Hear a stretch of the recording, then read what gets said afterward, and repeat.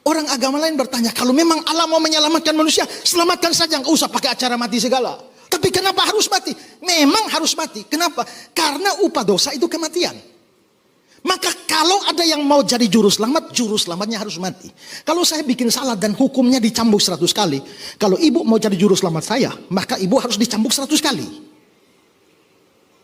Kalau hukum saya ditampar bolak-balik 500 kali, ibu mau jadi juru selamat, ibu mesti ditampar 500 kali.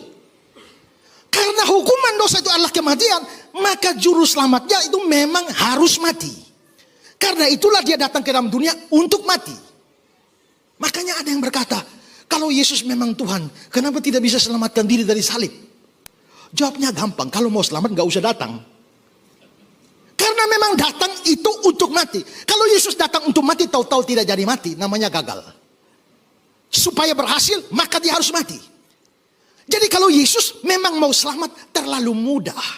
Kenapa terlalu mudah? Saudara lihat waktu mereka tangkap dia di Getsemani. Siapakah yang kamu cari? Lalu mereka bilang, Yesus dari Nazaret. Lalu dia ucapkan 2 kata, akulah dia, ego eimi dalam bahasa Yunani. Lalu Alkitab bilang, terlemparlah mereka jatuh ke tanah. Dia mengucapkan 2 kata, akulah dia, langsung jatuh ke tanah. Oleh Spurgeon dikatakan, bayangkan, 2 kata saja lempar mereka ke tanah. Kalau beliau perpanjang menjadi 1 kalimat, kau bukan hanya terlempar ke tanah tapi neraka. Waktu Petrus datang bawa pedang, potong telinganya Malkus. Lalu Petrus bilang, Yesus bilang, Petrus, sangkamu aku tidak minta lebih dari 12 pasukan malaikat menolong aku? Kata pasukan di situ itu bahasa Yunaninya legion. Legion itu istilah militer Romawi. 1 legion 6.000 tentara. Itu 1 legion. Yesus bilang, sangkamu aku tidak bisa minta lebih dari 12 legion malaikat. 12 legion itu 72.000 malaikat. Tapi Yesus bisa panggil lebih dari 72.000. 1 malaikat di perjanjian lama bisa bunuh orang Asyur 1 malam 185.000 orang. 1 malaikat. Kalau 72.000 malaikat. Jadi kalau Yesus mau selamat pasti bisa.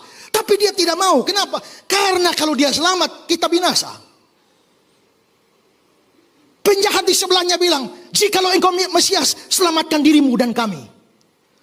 Lalu ada penulis bilang, untung hari itu Yesus tidak tersinggung.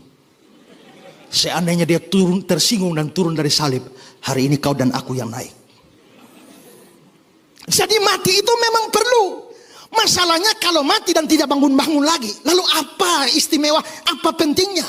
Tapi dengan kebangkitan, itu bikin Injil penting karena membuktikan juru selamat kita hidup. Ada orang yang tanya, Pak, Yesus Tuhan? Iya. Masa dia Tuhan kok dia tidak bisa menyelamatkan diri dari salib? Saya bilang bukan tidak bisa, tidak mau. Karena apa? Karena anak manusia datang untuk memberikan nyawanya menjadi tebusan bagi banyak orang. Memang tujuan dia datang untuk mati. Kalau dia harus menyelamatkan diri dari salib, lah untuk apa datang? Datang itu untuk mati.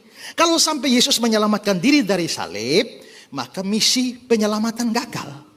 Kita tidak mungkin percaya Yesus bangkit kalau nggak percaya dia mati. Karena kalau dia tidak mati, lalu apanya yang bangkit? Maka kepercayaan ini harus meliputi saya percaya dia mati dan saya percaya dia bangkit. Itu inti iman Kristen. Nah, karena itu saudara, tidak ada gunanya percaya Yesus mati tapi tidak percaya dia bangkit. Dan tidak bisa percaya dia bangkit kalau tidak percaya dia mati. Maka seorang Kristen harus percaya 2 hal ini. Yesus mati dan bangkit. Tapi saudara, sepanjang sejarah kekristenan, ada banyak orang berusaha menggugurkan hal itu. Lalu menciptakan teori-teori lain untuk menggugurkan fakta bahwa Yesus bangkit. Ya, yang paling penting, murid-murid rela mati demi berita tentang kebangkitan Yesus. Kalau mereka ciptakan kebohongan, dapatkah seorang rela mati demi kebohongan yang dia ciptakan sendiri? Bahkan seorang berkata bahwa lebih sukar membuktikan Yesus tidak bangkit daripada membuktikan bahwa dia bangkit.